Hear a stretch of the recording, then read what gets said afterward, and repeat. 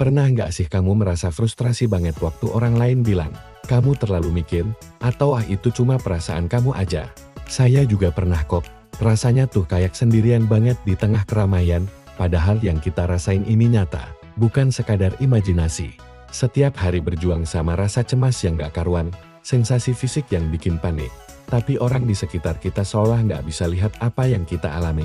Mereka nggak tahu rasanya jantung berdebar kencang tanpa alasan, napas yang tiba-tiba sesak, atau perut yang melilit kayak diaduk-aduk.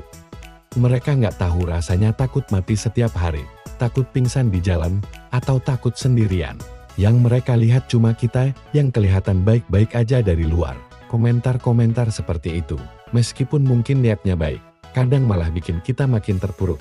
Kita jadi merasa nggak dimengerti, dianggap lemah, atau bahkan dianggap mengada-ada. Padahal, kita cuma pengen didengar. Pengen ada yang bilang aku tahu ini berat buat kamu, tapi kamu nggak sendirian. Tapi sayangnya, nggak semua orang bisa memberikan validasi itu. Mungkin, karena mereka belum pernah merasakan apa yang kita rasakan, mereka belum pernah bertarung dengan pikiran mereka sendiri setiap detiknya, dan itu bukan salah mereka. Tapi juga bukan berarti perasaan kita salah. Tapi dari situ, dari rasa sepi dan nggak dimengerti itu, saya belajar satu hal yang sangat penting. Kita nggak butuh semua orang untuk mengerti perjuangan kita. Yang paling penting adalah kamu mengerti dirimu sendiri. Kamu yang paling tahu perjuanganmu. Kamu yang paling tahu rasa sakitmu.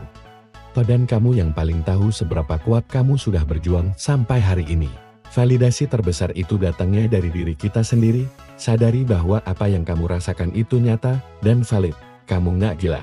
Kamu nggak lemah. Kamu adalah seorang pejuang yang sedang bertarung dalam pertempuran yang nggak terlihat oleh mata orang lain. Justru pengalaman inilah yang membentuk kita jadi pribadi yang lebih kuat dan lebih berempati. Mungkin sekarang rasanya berat, tapi percayalah, di ujung terowongan ini ada cahaya. Saya sendiri sudah melewati badai itu selama lebih dari 10 tahun.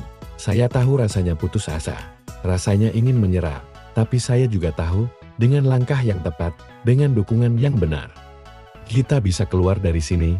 Kamu nggak harus melewati ini sendirian. Kalau kamu merasa butuh teman cerita, atau butuh panduan untuk melewati ini, jangan ragu buat kirim saya pesan, atau kamu bisa cek link di bio saya untuk lihat perjalanan saya, dan apa yang membantu saya melewatinya. Ingat, yang penting bukan orang lain mengerti, tapi kamu mengerti dirimu, dan terus maju. Kamu hebat, kamu kuat, dan kamu pasti bisa. Teruslah berjuang.